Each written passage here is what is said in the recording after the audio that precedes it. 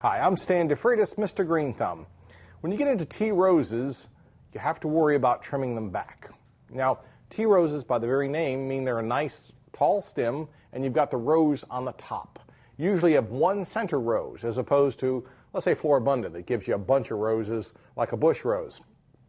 Now, when you've got your hybrid teas, you've got this pretty little flower.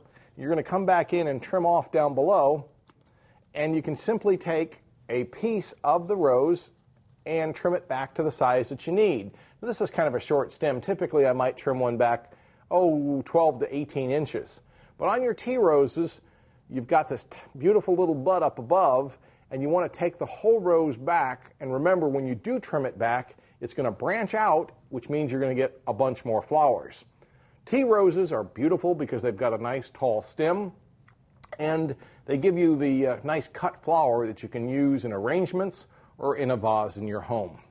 Tea roses should be trimmed probably 12 to 18 inches. Usually go back to about a 5 leaflet, make a nice clean cut, and you'll have plenty of flowers in the future. For AskMrGreenThumb.com, I'm Stan DeFreitas.